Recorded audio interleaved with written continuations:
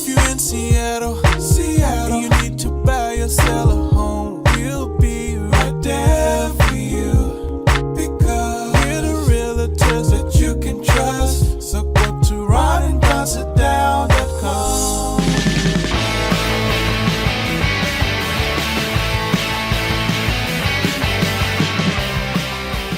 You're listening to The Ron and Don Show on the Ron and Don Radio Network. Hey, you guys, what's going on? And welcome to another edition of the Ron and Don Show. And we are back in the Ron and Don Real Estate Studio. What is up, Ron and Don Nation? Hey, coming up on the Ron and Don Show, we just had a wrestling party. Ron showed up. He was walking around with a camera. And I don't know what you thought of the party. I thought it was pretty fantastic. And at the same time, when I'm dealing with children today, I feel like I'm on Mars. I don't know about you, but kids I have some thoughts about the party, that's for sure. Yeah, kids are very, very different today. And so we got to talk about that. Also, we got a lot of homes coming on. In fact, we have our home of the week we have to tell you about. And then you're going to be talking about rates and buying power on the real estate show as well. So, but right now, let's get to Ron and Don's Top 5 at 5. Ron and Don's Top 5 at 5. All right, here we come with Ron and Don's Top 5 at 5. Happy War. And here we are. We woke up on Saturday. I was thinking to myself, every Saturday, what did you do on Saturdays? I would grab a big mixing bowl. Are we talking about as a children? Yeah, as a child. I would grab a big mixing bowl, and we had built this addition in our house in Granwood Park, Illinois. Let's say that I'm 7 years old. And all of us, my brother had a bigger mixing bowl because he's my bigger brother. And all of us had big, our parents were still sleeping usually because I had a little too much sauce, if you know what I mean, the night before. And the house smelled like Marlboro Lights and like a beer keg. So you get out your mixing bowl, and usually I would go Captain Crunch.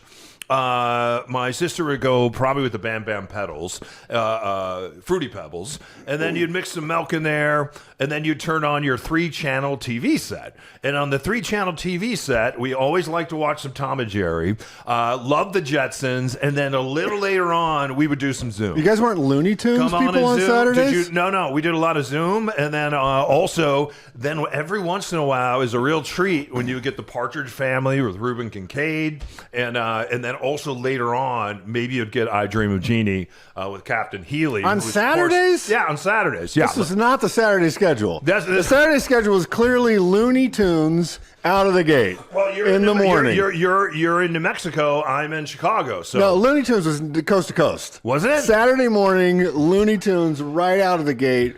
And there was no Tom and Jerry on Saturday. Tom and Jerry was a weekday cartoon. Is that right? And so Saturdays was Looney Tunes. You would have the Roadrunner. You would get a Bugs Bunny. You would get a Porky Pig. That was basically 1 hour of programming there. And then you might go into an Albuquerque. Sid and Marty Krofft. Yeah, Sid and Marty Krofft, maybe. HR Puffin stuff. Albuquerque, you had a intermission on Saturday where you could play POW. Now, I don't know if they did. The POW was. I remember that. I was on once. What would happen is you would call the local TV station, and if you were the kid that got chosen to play POW, you would be on the telephone live. With the television station, and a spaceship would come across the screen. And when it got to the middle where there was a little rangefinder, let me try it. Pow! You had 3 shots. You did. And when you said pow, the person on the other end of the line would hit the button, and if you exploded the spaceship, you got some kind of prize. I did it. I didn't understand what lag time was, and I waited for it to get right in the crosshairs, and I yelled pow, and by the time the Yahoo on the other end of the line hit the button, the spaceship was already gone. And then would you dial for dollars after that? Remember dialing for dollars? With Dick Niffing, I never, I think you had to be 18 to win. To dial for the dollars. To dial for the dollars. But like your Partridge Family and all that stuff, that is a weekday situation. Oh, really? You're not on Saturdays. Did you Zoom an electric company as well? I did electric company. I don't think we had Zoom. But anyway, so what are we talking about Zoom Saturday because the girls on Zoom are really cute. Yeah, of course. And I would practice kissing them with the television set. When you're 7, wow. It's all the action that you're going to get. I would go up and I would kiss the TV when the cute girls from Zoom came on. Matt, yes. What's the Zoom zip code? What do you mean? What's the Zoom zip code? What if you have to write in at the end of the show? Oh, I didn't know that. 02134. Oh, that's right. Yeah. And then what was the one where I can see Bobby, I can see Cindy, I can see Romper Room, right? Romper Room. Romper Room. So I think that. Anyway, I got up, I went to grab my bowl, and I'm like, oh, we're at war. We are at war with Iran. This is not the same thing as Looney. You know what? It kind of is. Oh, shiznit. We're at war. It is a little bit similar. Did I say?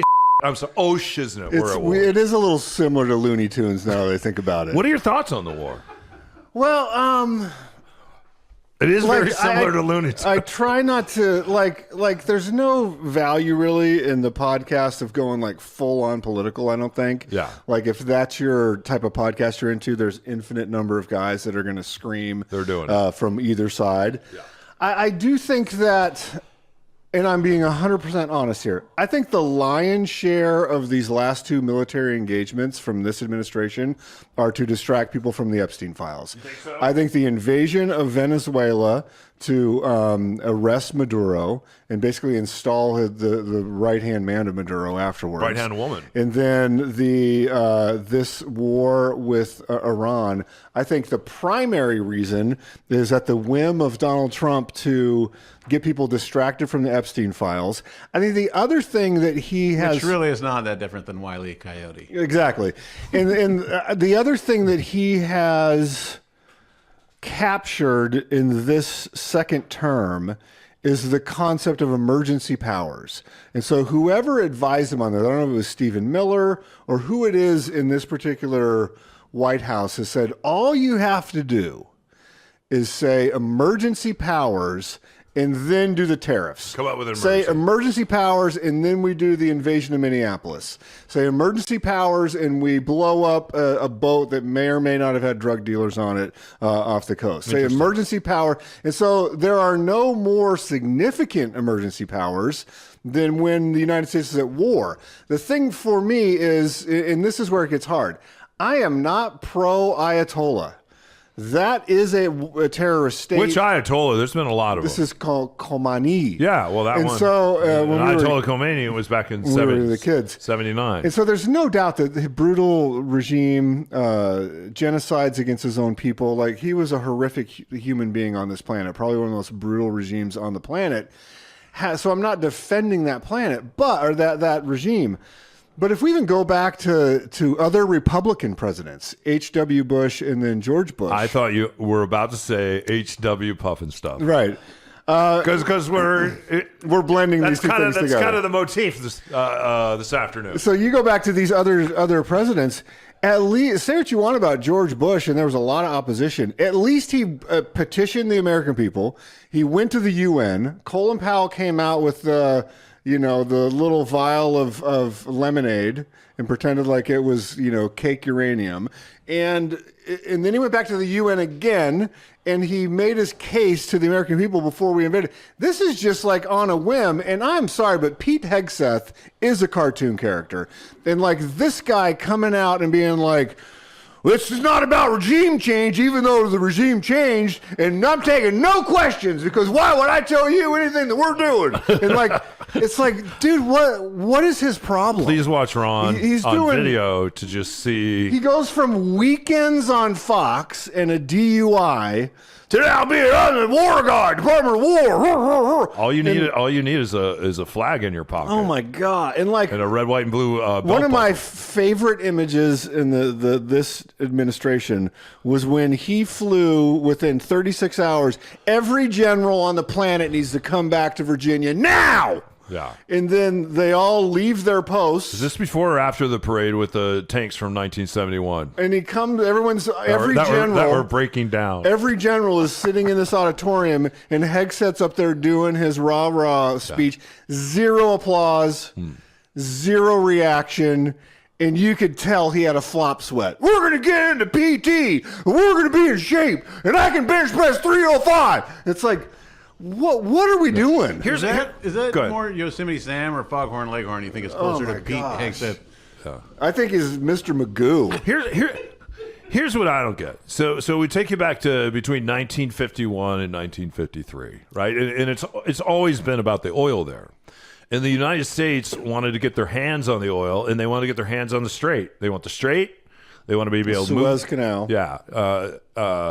The Strait of Hormuz is what they want, and they want to be able to purchase that oil, and they want cheap oil. And so what we do is we install a guy by the name of the Shah of Iran. Everyone remembers that. That's our guy. That's our puppet. The CIA is a part of that. There's a coup. There's an overthrow. So we got the Shah over there. And then what happens towards the end of the 70s when Jimmy Carter is president, we'll all remember in Iran where the hostages were taken. And then there's this fear by the folks in Iran that, oh my gosh, when Reagan gets here, he's going to clean our clock. So maybe we should negotiate. In the meantime, Jimmy Carter sends planes over there. The planes crash. We don't save the hostages. As a result of that, he is no longer electable. And then remember when a crisis could make you unelectable? Yeah. And then Ronald Reagan gets in office, and they're like, oh, Ron Reagan's here. I've seen that guy in some Westerns. That guy doesn't mess around. And so they make the decision at that point that we're going to go ahead and we are going to give the hostages back. In doing so, though, they overthrow the Shah. The people of Iran overthrow the Shah. And what the Shah was trying to do is actually have elections, kind of. They were trying to kind of run a democracy, kind of, right? It was kind of democracy light. They voted for the radical cleric Ayatollah Khomeini. The Ayatollah Khomeini. And you and I grew up. I grew up listening to the radio. I remember WLS, WMAQ, Gonna Make Me Rich, talking about this in the morning radio. My dad's getting ready to go drive a truck. My mom's getting ready to go, and she was secretary at the time. And I'm getting ready to play POW. Yeah. On my local TV. So then in 1980, all of a sudden now, Iran and Iraq, and it's Iraq. A guy named Saddam Hussein. They decide to go to war, and they're going to war over the same thing: the Strait, the oil. And so the United States then inserts itself. We insert ourselves, and guess what we start doing? Who do you think we start supplying weapons to? I think it was Saddam Hussein. There's a picture of George H.W. We are supplying weapons to both. Guess who else is supplying weapons to both? Israel. We're giving weapons to Israel, or Israel is giving them to Iran and Iraq. They love the fact that they're beating the shiznit out of each other. Because as long as they're beating the shiznit out of each other, Israel is going, they're not beating the shiznit out of us. And the United States thought the same thing. The reason why Colin Powell was so sure, pow! See what I did? Yeah, that was nice. Colin Powell! You think I would have won? He would have blown up the spaceship. Lag there. The reason why Colin Powell and George Bush in the United States were so certain there were weapons of mass destruction, because we gave them weapons of mass destruction. And he used all the weapons of mass destruction on Iran for 8 years. They beat the shiznit out of each other. So the people, I'm throwing stuff around. The people of Iran voted for the radical cleric. That's who they wanted. Fast forward to today. So we kill another radical cleric who they voted for. They actually have elections there, right? And so they voted for this radical cleric. And now today we find out this is incredible to me. The president is saying, well, you know, it was regime change. And then he's like, oh, crap, that's not going to work. What else should I come up with before they throw a microphone? It was a threat to the United States. Yeah, so he comes up with all the excuses. And then he says, you know, there were a couple guys we were hoping that maybe would step in like they did in Venezuela. Venezuela is now our model. So we're going to have somebody step in. The problem is we killed all those guys. And he admits that. We killed them all. Yeah, so we don't know who we're negotiating Today with. They announce, guess who's going to lead the country? If you say Donald Trump, I'm going to... No. Who? His son, who has the exact same name. Another Ayatollah Khomeini. It's his son who now is going to lead Iran, as Iran now is blowing everybody up. And I'm going to finish with this. This is kind of interesting. The reason why there's so much death and destruction right now in the Middle East, it's because the war in Ukraine, the one thing that we noticed that Russia was doing to Ukraine is they were flying these one-way drones. These one-way drones that they're flying, the United States has drones, and they're like $35 million. They are flying these $35,000 drones, and these drones are made where? Guess what? They're made in Iran. So Iran has been supplying the drones to Russia. Russia has been aiming the drones at Ukraine. And so the United States, the CIA went over there and we grabbed one of their drones. We took it apart. We reverse engineered it. And then we built a bunch of one-way drones. And now everybody over there is just blowing one-way drones at each other. And this is going to go on and on and on until somebody runs out of one-way drones. Where is HR puffing stuff when you need them? Ron and Don's Top 5 at 5. Number 2. All right, here we go. Ron and Don's Top 5 at 5. Let's get to number 2. No one is talking about Bill Clinton's testimony right now. Maybe they should be. We know that Bill Clinton and Hillary Clinton actually had to sit down and face some folks from the Senate. And this was a closed-door session. Hillary was asking for it to be an open-door session. They've since released most of the video. Yeah, and they're talking about the Epstein files. Bill O'Reilly even came out and said this. He said there's no reason that Hillary Clinton should have been there. Bill Clinton even admits in his deposition that he should be there based on some of the information, based on the fact that he was the guy on the plane, based on the fact that he was in the pool. He knows the name of the girl that he's in the pool with. And then did you see him start flirting with the congresswoman and talking about what a sexy voice she had? And it reminded him, he said, did you hear him? I didn't see that part, no. He's like, I kind of know what you're doing, and that's good. And he was,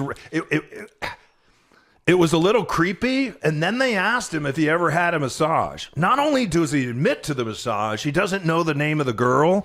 And he says, when you're flying around on these planes, they're always offering you massages. So why wouldn't you take a massage? When you hear her testimony, very believable. After hearing Bill Clinton look into a camera and say, I did not have sex with that woman, I'm having a really hard time believing Bill Clinton didn't her. So nonetheless, I know that there's probably no information other than the fact that he knows the name of the girls. It seems like he was on planes with underage girls. I have a pretty good idea, I think, when I'm around underage people. I think I have a pretty good, don't you? Don't you have a pretty good idea? How do you fly around on a plane consistently all around the world with Jeffrey Epstein, and you're on the plane with underage girls? You don't know that. Some of these girls may be giving you a massage. You admit to the massage, and then you even say, he said, I think one of the girls' name was Tristan or Trixie or something, and he talked about, I really like that one. He said in his deposition. The best thing that could be happening for Bill Clinton right now is the war in the Middle East, because nobody's talking about it. It's true. But if the way this was set up as political theater, if there was a smoking gun about Bill Clinton, it would have been unloaded in that deposition. So there is not a smoking gun. Whereas I thought Hillary's sequence where she's like, listen, I was a lawyer. And here's when she talked about patterns, and when you're dealing with someone, she's like, why is Trump not being interviewed? Because you have credible reporting, and NPR did a big investigation on this for the 50 missing pages. Yeah, there are credible allegations against the sitting president. So to bring a former president up there, if Bill Clinton did something untoward and illegal, prosecute him. Like, if there is a smoking gun on him, let's see it and prosecute. I don't have a problem with that. Hillary being up there made no sense. Well, they did get to the bottom of Pizzagate. They get to the bottom of Pizzagate. They asked but like her Pizzagate. point she was very eloquent and fiery. Yeah. Of like, why are we not having Trump here? If you really want to get to the bottom of this, and even though the Dow's at 50,000 and the NASDAQ has never been higher, Pam Bondi, it is outrageous that the victims of these crimes, when they were minors, can literally stand behind the sitting attorney general, and there is no effort to investigate that whatsoever. So the irony to me is that Hillary Clinton paid a huge price for the Pizzagate situation, just politically, and that conspiracy wasn't too far off. But it just wasn't her. Yep. right? So like it wasn't her. And so that's the thing where, we have family that live in New Mexico. They're currently scouring the Epstein property in New Mexico to look for bodies, buried bodies. Like that's, and it hasn't been found yet, but it's not like law enforcement is taking that seriously from stuff that came out in the Epstein files. I've driven by that ranch dozens of times because my brother lives back that way. Is it by his ranch? Yeah, if you're going from his ranch to Santa Fe, you go by the Epstein Ranch. On the back back side road? of the Manzana Mountains, yeah. And so the King Highway. And so my point is everything that the conspiracy was for the most part about Pizzagate is not too far off in the Epstein files, up to and including law enforcement in New Mexico looking for bodies. Yeah. So this is where the Democrats have to be careful. And last night there's an election in Texas, and you can see it's tipping toward the Democrats to take the House. And we'll see if they take the Senate. We'll see what happens with Tallarico down there, who won last night, and he beat Crockett. So then he'll probably take on Paxton or Corrin. And Paxton is the Trump MAGA guy who actually lost last night, and now he'll be in a runoff. So we'll see what happens. In looking at this, if you're going to sit down with the Democrats and you're going to coach them up as we head toward the midterms, do you think the appetite of the American people is, hey, if you're going to sit down with Clinton, you should sit down with Trump? No. And not the message at all. That's not the message. The message What's the is... message? The guy that's in the Oval Office right now ran on telling you on day one it was going to be affordable, and it's not. On day one, he's going to be the peace presidency, and it's not. Those are the two things. Okay. He's done exactly opposite of everything he said. He's abused the powers. He's abused every power that we've given him. He'll probably abuse these war powers as well. And I think people care about. I had someone on my social media when we were talking about this last week to say, hey, I worked my entire career at Boeing. I was ready to head off into my retirement with like Boeing quality healthcare and pensions and all that. It's like, I can't even turn my heat on now. I am at home and throwing extra blankets on because I can't afford heat. This is not how I anticipated my retirement years going. And this is someone that, I don't know if they worked on military projects or not, but basically worked in the top echelon of what you would think of as an American company making American goods that were the best in the world. And we talk about a president that rings the gong on American manufacturing. Boeing is the gold standard of American manufacturing. And here's a person that spent their entire career there and can't turn the heat on. That's the message that the Democrats, in my mind, need to say to win. Ron and Don's Top 5 Back 5. Number 3. All right, story number 3. We'll talk about this in our real estate only show. And by the way, we're just going to release both shows now from the same time. So when you're listening to one, boom, you can pick up the other, right? Flow right into the second one. So flow right up. Yeah, instead of waiting until Friday, every Monday, we'll give you the Ron and Don show. Give the people what they want. And then I will give you the real estate show right after that. The American dream, the American mortgage is disappearing. What's going on here? And I know we'll talk about this more on our Friday. This is an interesting article that you found, and it basically is tracking.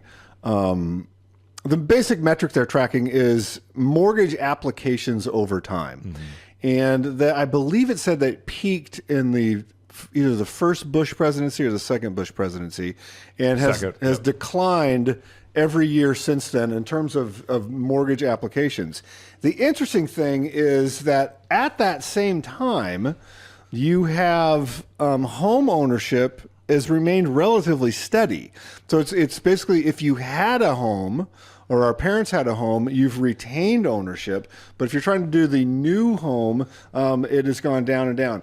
A lot of times, if you've had a home, you own the home out. Like I know lots of folks that are boomers, and there's no mortgage because they own it outright. Yeah, my primary residence, I have no mortgage, and it's phenomenal. And so the thing that I think that people spend too little time on in that article, or maybe it's just a Pacific Northwest thing, is the stacking of regulation year over year, code over code, has contributed to the stagnation of building. There's a book out if you're a book person called Abundance, and it's by Ezra Klein and a co-author, and they talk about this concept. It's a really great read. I recommend it very, very highly. And it talks about the reasons why housing has stalled so much.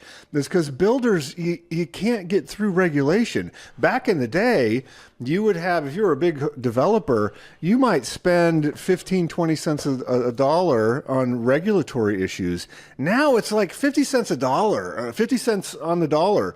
It takes you over time to do regulation. There's a super interesting study if you ever want to go look into it. Houston is the biggest metro in America in terms of volume of space. The most populous city where because it doesn't blend into like Bellevue, Kirkland, Juanita, that sort of thing. It's just Houston. It's all incorporated. They have the lowest regulatory burden of a big city in the United States. And what do you see there? You see them building more housing units at a more affordable rate. And so if you live in Houston or around Houston and you are an average American worker, you can still buy a home. And one of the main reasons is they have streamlined the regulation. It is not like Seattle where you have a 19-page checklist before you even get the 50-page checklist. And like in my situation, and I know you've experienced this as well, where you buy a piece of property, you're paying, $10,000 a month in debt service for the city of Seattle to take 6 months to look at an application to do a remodel or a development. And then once they... And they don't even care. They have no sense of urgency, no sense of customer service. And so this story on home ownership, one of the main reasons is we keep ratcheting up regulation and even like green building codes, and you never take anything away. You just keep adding more and more and more and more things each time, and it's suffocating people that are trying to build houses. Yeah, and I'm amazed because the thought was always, hey, it's really hard to build in Kirkland or some other places. You go to Snohomish County, you go to Kirkland, you go to Pierce County.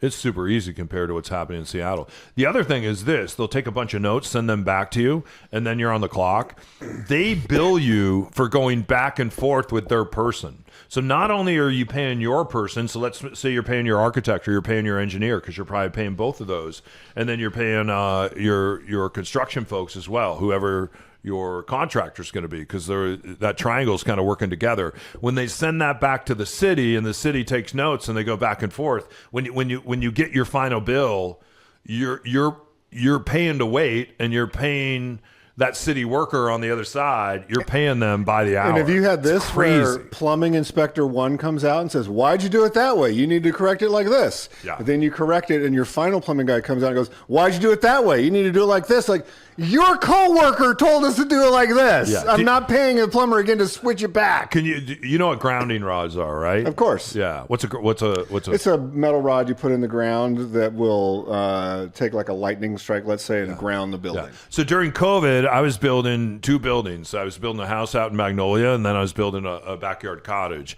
And the backyard cottage, you would have a lot of electricians and all that. They wanted to come out because they wanted to work. They just wanted to be outside.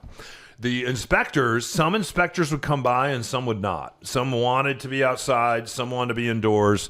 So we had an electrical inspector come by, and he told me, just take a picture of the grounding rods, and then you're clear to cover, meaning you're clear to put up your walls and paint and do all that. So we were clear to cover, so we covered. We had the pictures. We sent the pictures in. And then on final, we called them back, and a young lady answered the phone, and she said, show me your grounding. She's looking through it. She goes, I don't see your grounding rods. And I said, well... here's the photos. We sent pictures. She goes, no, turn on your camera or turn your camera around. I want to see the grounding rods. City of Seattle inspector. I said, well, we are clear to cover. She said, no, I don't think you heard me. I want to see the grounding rods. So I had to go into the bedroom where the grounding rods were, and I had to cut all the drywall out and take pictures to show them the city of Seattle, the grounding rods. And then when the other guy came out on the final, he's like, that was dumb. Why'd you do that? Ron and Don's Top 5 Back 5. Number 4. All right, story number 4. There's going to be a plane. It's going to fly around, and happy 250 years, which I think is really great. I think it's great that we're 250 years old. I just don't like the fact that it's this administration that is in charge of the celebration. I don't know if you remember the bicentennial back in 76. 67, 68, 69, 70. So I'd be 9 years old. This is what I remember about the bicentennial. And this is what I wish, because they have this plane and they're going to put the documents in it. And I guess the Constitution, the Bill of Rights and all that is going to fly around and you can come. Out. And you can come you don't see say that the number one thing you remember is Tom T. Hall on Hee Haw with the red, white, and blue acoustic guitar. That's not Tom T. Hall. Tom T. Hall had the red, white, and blue acoustic guitar. Buck Owens. You're right, it is Buck Owens. Dumbass. Buck Owens on Hee Haw. And you remember I had that guitar. You did. I lost it in Hurricane Katrina. No, it was there. It was waterlogged. It was saw destroyed. It. You didn't lose it. It was a 1976. You're kind of a crybaby about it. That guitar was destroyed. It floated around the house. It was destroyed. It floated around your house for 18 Why days. didn't you take it then and get it repaired?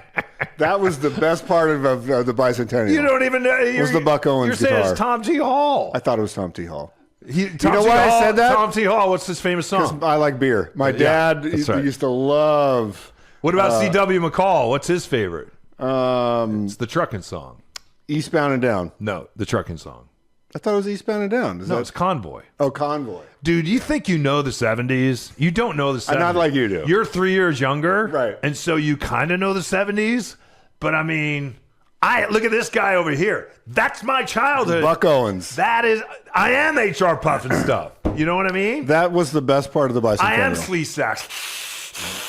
Land of the Lost. Yeah, Marshall, Will, and Holly. A routine expedition. Had the greatest earthquake ever known. Yeah, so anyway, the plane's going to fly around. You can go see him. I think that's a good idea. Hopefully the plane doesn't crash. You don't need to see the original documents. This is the same argument I have against zoos. They're not the original documents. That's just all. There's a lot of. They are. They're saying they're taking items out of the Smithsonian and putting them on this plane and flying them around so you can see them. That's not important. I went to see him and I liked it. There's something about going to Washington, D.C. Yeah. Seeing the... Did you go see him? I have, yes. They're stunning. But you can't really see them because it's so dark in that room because they don't want to F up the documents. Light, right. So Let's throw them on a plane. So you can't see. Like there's a reason you go to the Louvre to see the Mona Lisa. There's a reason we went to London to see the documents in the bunker where they were doing the war. And to see if London Bridge was falling down. If London Bridge was still I don't there. mean to harp, but ever since that Buck Owen thing, I gotta.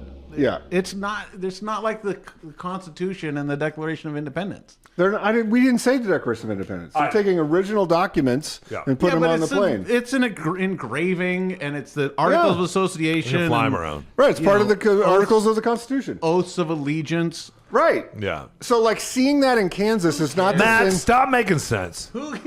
Seeing that in Kansas City is not the same as getting in your Winnebago and driving to Washington, D.C. Can we get back to the Spirit of 76? These are the two things I remember. Number one, my dad was a truck driver, and so we had all these stickers that says Spirit of 76 on it. That's a great logo. And then we used to have this travel-all. It's a 3-door travel-all, like a Suburban, but a travel-all. So on one side, it didn't have a door, and because they were afraid I was stupid and mentally you-know-what, which I kind of was. I went to the special ed short bus. I did the whole thing. They put me on that side of the travel-all, and then there's 4 kids across the back seat, Duchess in the back, and then my mom and dad up front. Duchess is your smoking dog. the Marlboros. With my dad with a Kojak light on the dashboard in case he got a call as a volunteer fireman. And we always hoped he'd get a call. Sometimes my brother and I wanted to call in fires on the way to church because God knows we did not want to go hang out with Mother Mary. We're off the rails on segment 4 here. So he would turn that light on sometimes and it would blind my mother when she's over there smoking her cigarette because the light is supposed to go on top of the car. Correct. But the cord was too short. So he had and he wasn't really handy. So he had the car, he had the light on the dashboard. Been 360? Yeah, the one that goes up top, and then he had taped it to the dashboard. So every time he turned that on, my mother had to put her glasses on, her blue blockers. So anyway, sometimes we go to church, sometimes we go to the firehouse, but nonetheless, our Suburban, there's a lot of snow there because we lived around Lake Michigan. And so our Suburban was just falling apart. So I remember taking these Spirit of 76 stickers, and we would put them over the rusty parts. Where the salt had eaten through the truck. Like 180 stickers. Yeah, on this there were car. stickers all over there. And then the other thing I remember, and this is kind of cool, is we would take our bikes and we'd build choppers out of them, and we go next door to Ronnie Esau's house, and his dad was a welder, so he put these really long forks on our bikes. You'd have to stand on top of our Dodge station wagon in order to get on the bike. This is because we didn't have phones, right? Right. And you would take these bikes during the Spirit of 76, and then we had a parade, right? We had a parade. And so we put, you would put cards in your spokes, right? And then you would get all this different kind of crepe paper, and you would wrap, and you would create a piece of art out of your bike. And anyway, you know what a good artist I am. Yeah, I can imagine you falling many times after that. Ron and Don's top 5 back 5. Number 5. I didn't put the cards in right, and so my bike kept breaking, and I kept falling down. But nonetheless, Are we still going to keep going? Because I got a story on this, but we can go. Yeah, to what do you got? Just reminded me in '76 for some reason. It's our bicentennial. We have to take time to remember our 200 years as Americans. 250. Well, that's not the bicentennial. We're reflecting on the bicentennial. For some reason, you just reminded me. I bought a yellow construction helmet that had a red rotating light and siren. Those are awesome. On the helmet. I had an Evel Knievel helmet that I wore on my bike. I know exactly what you're talking about. It had like 4D batteries in it, so the thing weighed like 15 pounds. Is this on your green machine? And then I had a big wheel Huffy bicycle. Okay. And so banana seat. It had the line. It wasn't a real banana. It had the banana the thing in the back with a sissy bar. So I would dude, you're kind of part of the 70s, but you're not. Anyway, so go ahead. I would have we would go up to the top of the street. This is for the 1976 summer, and my birthday's in July, a couple days from July 4th, and so we would get the thing. I would tie like an American flag on what is the thing that goes up the behind your sissy bar. Is that called a sissy bar? Yeah. So the sissy bar had an American flag on it. I had a red, white, and blue mesh T-shirt. That's awesome. It was just mesh. I thought that was so awesome. Yeah. And I would get at the top of the street with Kevin West, and then we would wait for the cars to clear. And this is you know how steep my road was on that house. Yeah. I would turn the light and the siren on, and then just take off, bat out of hell down this road. I'm in shorts, the mesh shirt, the yellow hat with the siren and the light going on to celebrate America. I love that. And then I would slide into my driveway at the bottom of the hill. You ever do poop on the porch? Well, that has nothing to do with the bicentennial. Yeah, well, just as we're reminiscing, we did a little poop on the porch and actually lit my neighbor's porch on fire. So we'll have to tell that story sometime. Also, what we like to do when I moved to New Mexico on Camino de la Sierra, we like to build a dummy. And then right as you're cresting up over Camino, there would be a dummy, but it looked like a real person.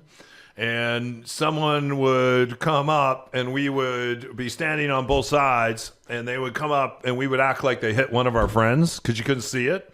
And we'd be like, oh my gosh, and I can't believe. And then we run, and they would be very upset because they get out of the car because they think they just hit a child. Super And then funny. the other thing we did you ever stand on both sides of the road and pretend like you're holding the rope? Yeah. And then when the car comes by, you act like the car caught you and like they're dragging you and pulling you along. You just loved the hijinks, didn't you? Ah, who needs a phone? Ron and Don's top 5 at 5. 5, 3, 2, 1. Sad, man. My son's never going to get to enjoy that. Like, God. That was Breaking the law and giving people heart attacks? Yeah. Hey, really quick. You got an update on any podcasts you've been listening to? I do. Are we doing? I thought that's the end of the segment. No. We said we were going to do the top 5 at 5. Story 5. We just did story 5. No, that's 4. You got to follow along, mister. I listen to tons of podcasts. What's the question? I said, do you have any podcasts that you've been listening to? Dude, if you go into the Brady do Bros, you have an update? I'm Because walking out of here. I have one. No, we're not doing the Brady Bros. No. I'm not going to participate in any Brady Bros. This is the worst audio in the world. You know how it drops and it says, "Oh, you got a Ron and Don show to listen to." I've been waiting 4 months, and then all of a sudden, boom! It drops. Real Brady Bros. And guess who it's hosted by? Don Rickles' daughter. Don Rickles' daughter is hosting the new Brady Bros with her husband Don, and then guess who's there? Usually it's Greg or usually it's Peter. Both Greg and Peter are back. And so anyway, this is very, very exciting. I didn't know that Greg, who's well into, I think he's in his 70s now, he was just on a show in Australia called I'm a Celebrity and Get Me Out of Here. And guess what he had to eat? I have no idea. idea. A pig uterus. Wow. You didn't get that on the Brady Bunch. And that's it. We're done. A pig uterus. We're done. So him and Peter and Don Rickles' daughter are sitting around talking about what a pig uterus tastes like. What do you think it tastes like? You just ended. No. You gave me the sign to end. We're not taping still? We're ended. It's done. No. It tastes like a tire. This is what I said, We're done. How would you That's know it. what We're a done. tire tastes like unless you've had a tire? And then how would you know a tire tastes like a pig uterus? Anyway, the Greg Brady in Australia comes out next week. Now we're done. You're done.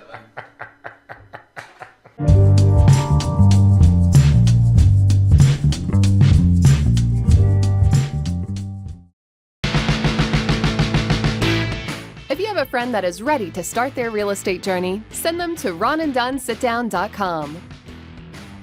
All right, you guys, welcome back to the Ron and Don Show. As I was just telling Ron off air, and then he had to drink cow urine. Hot cow urine. Stop it. I wonder what that tastes like.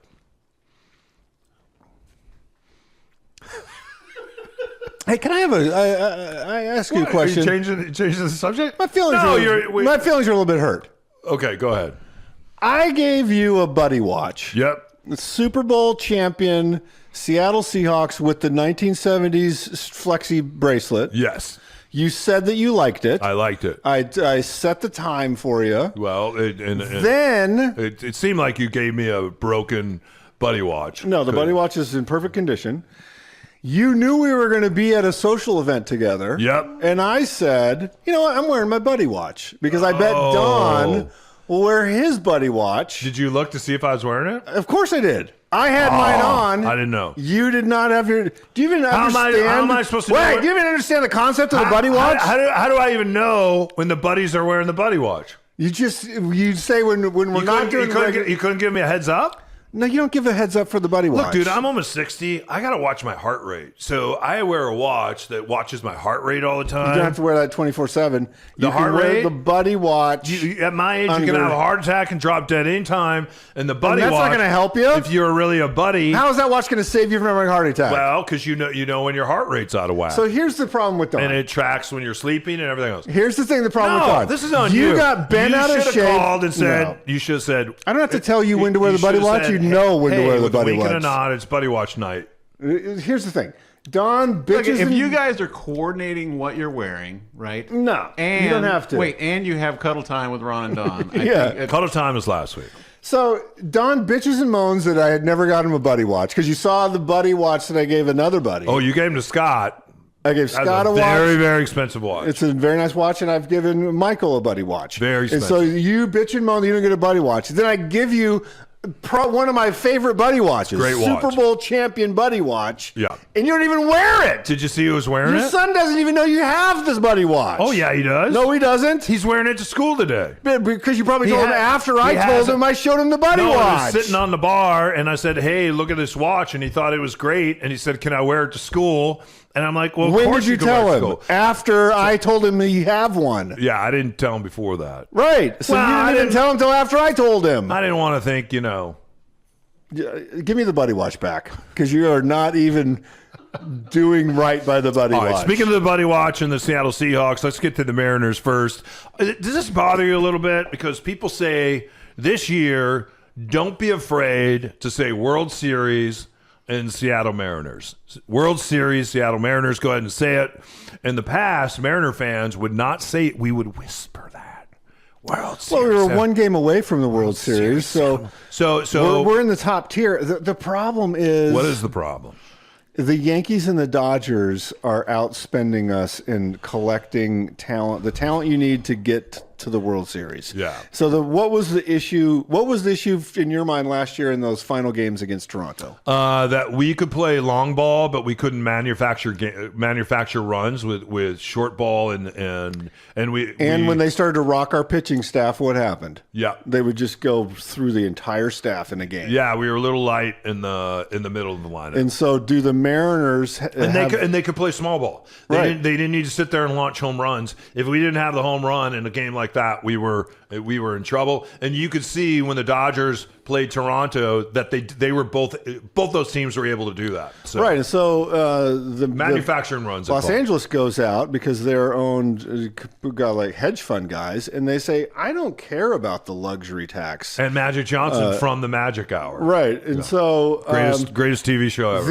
The penalties that Los Angeles pays on their payroll for going over the cap amount, and it's not a cap amount. Isn't it 10 years from now? The luxury, no, they pay a luxury tax and then they pay penalties in the future. The luxury tax amount is bigger than the entire payroll of the lowest payroll team. Is that right? Just their penalty payment. Yeah. So I think you can say that the Mariners are in the top, in the upper echelon and have a fighter's chance of getting there. Anything can happen in baseball. Injuries happen. You can get on a hot streak, etc. But I think the odds-on favorite is still the Dodgers and the Yankees because the Dodgers go out, had one of the greatest seasons of all time, and then they add to their pitching staff. Yeah. And this year you're going to have Shohei fully recovered from his surgery 2 seasons ago. And so, I don't know. I think I always want to remain hopeful. We can't go from having 21 years, in my mind, having 21 years of not making the playoffs to then going, oh, we're the World Series favorite now. I don't think we are. If we can become a perennial playoff team, then we start to break through. Cal Raleigh, if he can even get in the same zip code as the season he had last year, would be remarkable. That was a once-in-a-lifetime year. We had a couple players, which is great. Can we get a better dog out at the game? What really sucks is the best dog that you can eat is outside, the Seattle dog. And now, because the vendors inside the game have all gotten upset, the people that are making the hot dogs outside the game, why are you getting hot dogs? They're cracking down on that. What? Why don't you get some of the exotic foods? Get some Asian food. Get some tacos with. I don't go to a baseball game and want Asian food. Tacos. I went to Costco the other day and I got some Asian food. And you know what? Now I have to take it back to Costco because there's glass in it. I haven't been to Costco since I worked at Costco. And I worked at Costco in my 20s and I stocked shelves. And the reason I don't go back is not because it's not a great place. It's because so I went in there the other day. I'm like, I got a new card. I haven't been in there. I haven't been in there in decades. I'm spending $200 on food for wrestlers, right? You came to the wrestling party. I come out of there. It's like $1,016. Would you buy a pizza kayak on top or of something? that? It's like $2,000 between pizza, drinks, and the stuff that I buy. And then I said, you know what? I'm going to get a little something for myself. I'm going to get some Asian food. So I go in there, I get some Asian food. I get home. I kid you not. I'm about to crack open some of that Costco Asian food last night. And then if you look at my Facebook page, you'll see this warning that I get that there is glass in your Asian food. So I'm not eating the Asian food. And now what they want you to do is put it back in the box, bring it back to Costco, and then you go, homie, don't have time for that. Like when they do a food recall, do you actually take the food back that's recalled? I don't do that. Why don't you go get a taco at the Mariners game? No, we're talking about Costco. We're talking about you dogs. asked me about the hot dog at the game. You brought up Asian I said, food. why are you getting hot dogs? I want a hot dog. When I go to a ball game, I want to drive a Chevy to the ball game. I want to get some apple pie, and I want a damn hot dog in an old Milwaukee. You know what? That's what I want. Last time I went to a game, I sat next to three buddies. I think it was 10. And 3 buddies in their late 20s, and they were trying to do a thing where they had a hot dog and a beer per inning. I remember that, So you have 3 guys getting up every inning. Yeah. It was disgusting. Anyway, I'd like a nice hot dog or whatever they're serving outside that they say is It's got to be grilled. They should take the vendors outside and bring them inside and let them cook because they're making these sausage dogs with cream cheese and onions. I'm all about the cream cheese and onions. You can't get that inside the park. You got to let Don cook. Yeah. See, are you saying Super Bowl or World Series? I agree with what you said. Okay, yeah. And then real quick on the Seahawks, they say that everybody is going to copy. It's a copycat league. Well, everybody's going to printed out copy the free agent what guys. Mike McDonald, and then there's 6 free agents. You can pick 3 out of the 6. I'll tell you who they are, and you pick the 3. If you pick Kenneth Walker, the 3rd or the 4th or whoever he is, you're wrong because they're not going to hang on to Kenneth Walker. And at the top of your list should be Job. Go ahead. So you got Tariq Woolen starting outside cornerback. Gone. Boye Mafe. Gone. Kenneth Walker the 3rd. Gone. Rashid Shaheed. Hang on to that boy. Yeah. Josh Jones, Yep. starting right tackle. Kobe Bryant. That's it. They're going to hang on to those. Who? The last 3 that you mentioned, that's who they're going to hang on to. I think they're going to hold on to Mafe, No. Rahid, No. and Josh Jones. No. That's what I don't get my opinion. No, you can be wrong. You're saying that Mafe. You got a microphone in front of you. If you the want to edge be wrong. rusher, they're not keeping their edge You know rusher. what? I just said you said something nice about the Mariners, and I said you made a good point, which I really didn't even think that was a good point. I was just trying to get along with you because I feel bad about the buddy wash. Okay. They're keeping Mafe. He's the edge rusher. They got to have the edge rusher. They don't like him. Really? He's not rugged. All right. They say that Mike McDonald likes rugged. People like me. Like you, not rugged. Matt over there, definitely not rugged. Me, rugged. All right. I know other people when I see rugged, and they don't think he's rugged enough, so they're going to let him go. I'll bet you the buddy watch. Let's go. That they are keeping Mafe. No, yeah. That they're keeping Mafe. Then I get your buddy watch, and then I get to give it to my son because he likes it. He's wearing the buddy watch. You and him are buddies right now. He's wearing it to school. So you give me the other buddy? He's out. What's your bet? Okay, if your That's son, why we're not buddies, because anytime you bet, you don't even know what you're betting. If your son really wants a watch, then I will buy him another watch. Because that's the buddy watch spirit. I'm not betting you now. You were going to give the buddy watch up. Because you are not even ever wearing it. You gave it to your son. That's a dick stick move. You gave the watch to your son, which I actually like. So now I'm going to get another buddy watch so that we can all be buddies. Okay. I like the word dick stick because wrestlers use that word. All right, let's get to the final segment tonight.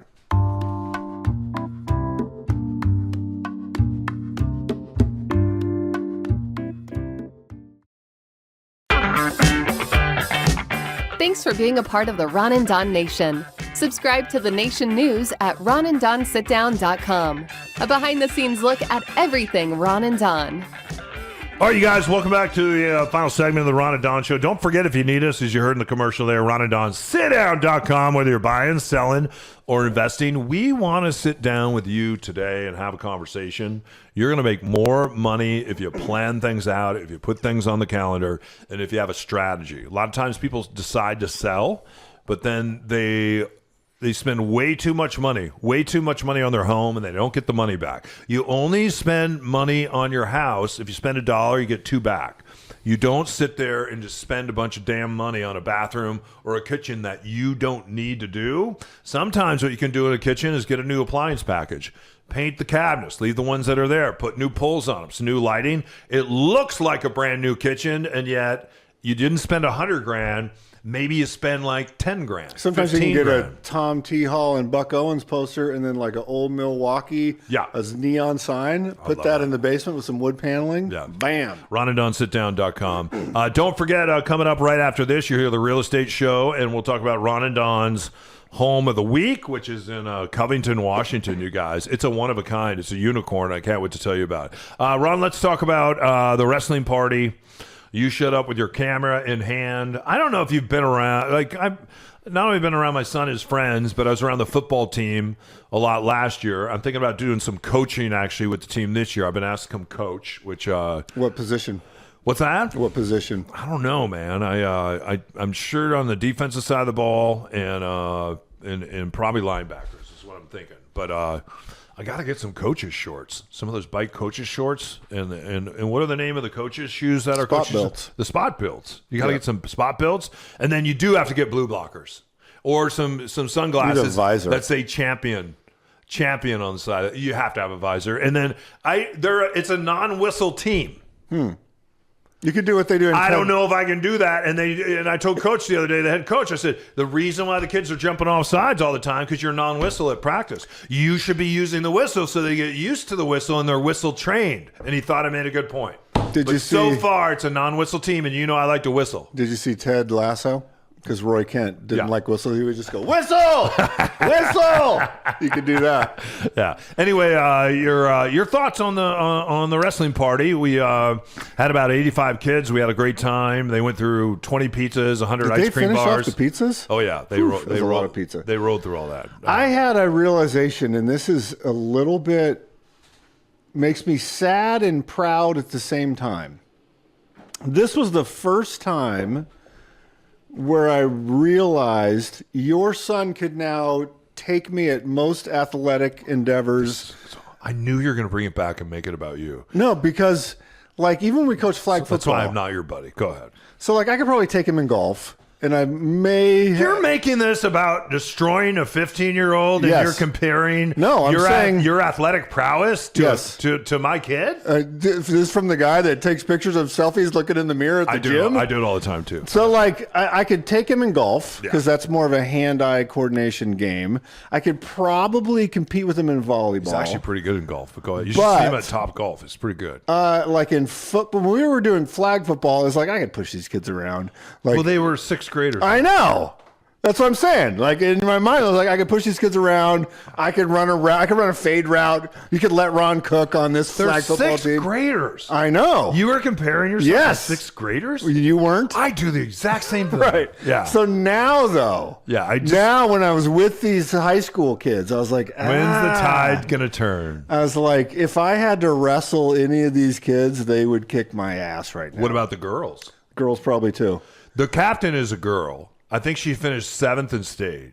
She wrestles all year, so when she's not wrestling at Lincoln, she wrestles at Ivans. You didn't stick around for the speeches. So what was really cool is when the senior... Sometimes you don't even think kids can talk.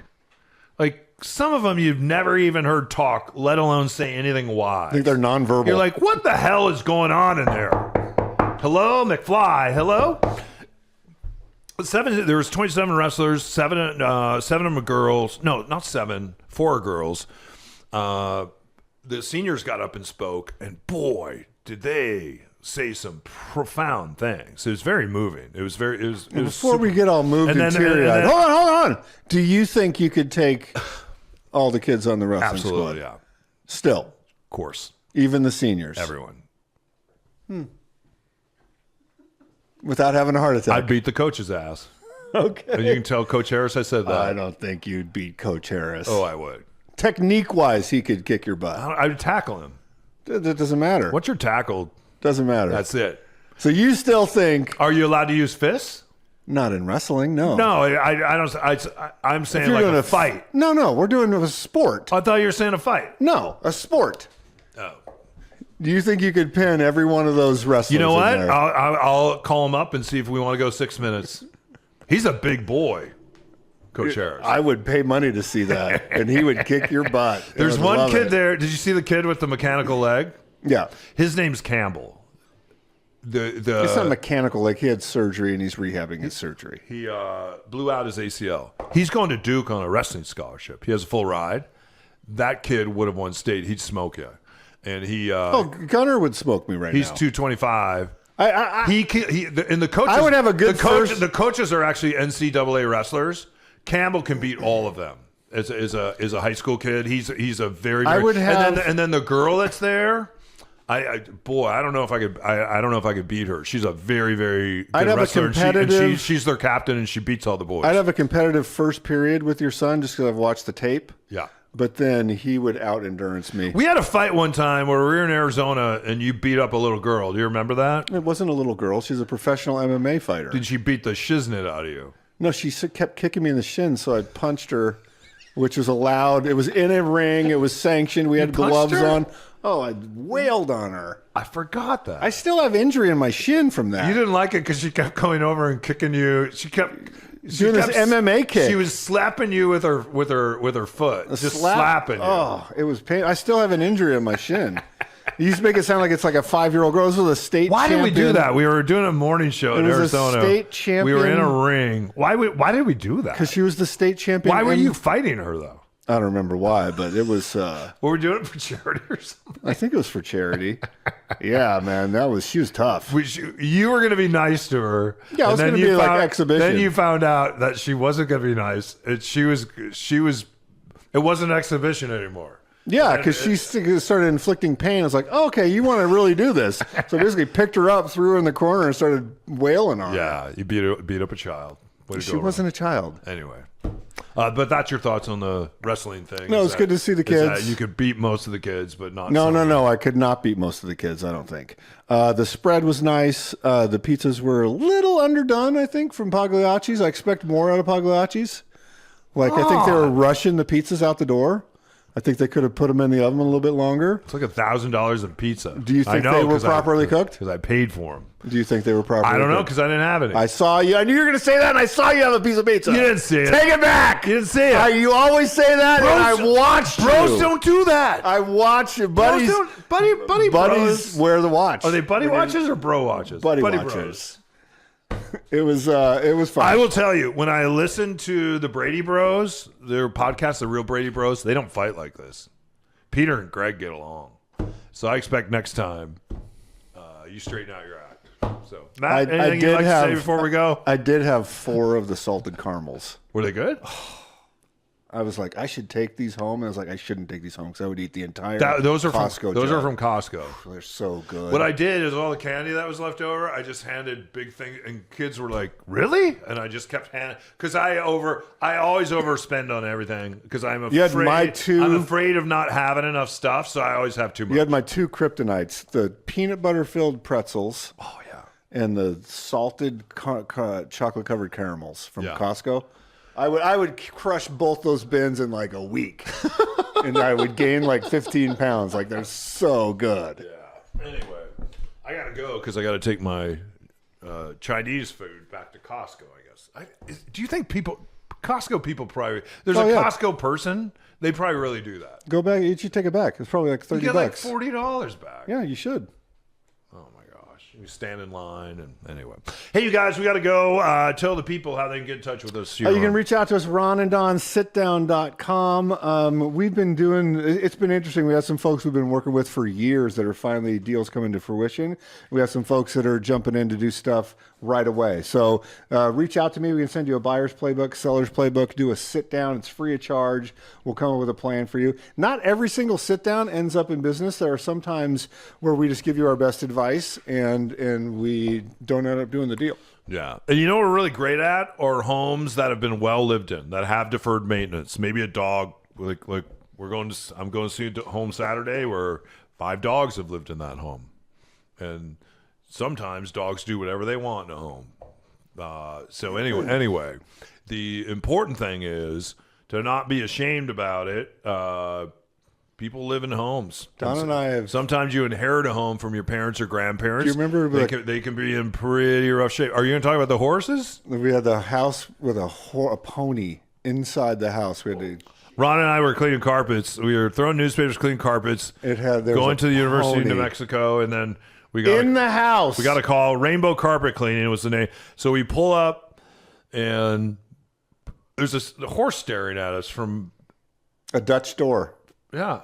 Inside the house. This is like Mr. Head or something. That was a hell of a carpet to clean. That was better than the woman who had order? No, the woman who had her husband under the bed. No, the husband. The dead one. The husband was not under the bed. With this Christmas tree. The husband, the body was not in the I think house. his bones are under the bed. No. What about the satanic cult person? I wasn't on that call. Okay. We won't get into cleaning up after murders and suicides, but we did a couple of those as well. So we can do anything, right? Bro? Buddy? RonandDon.com. Until next time, our thanks to Matt and Ron, the station voice, our good friend, a 7-year-old version of Gunnar O'Neill, Charlie the dog. Grace has been great to the show. Till next time, you keep your head up and your shoulders back. And don't forget that you listen to the Ron and Don Show on the Ron and Don Radio Network. Thanks for listening to the Ron and Don Show. Please hit subscribe.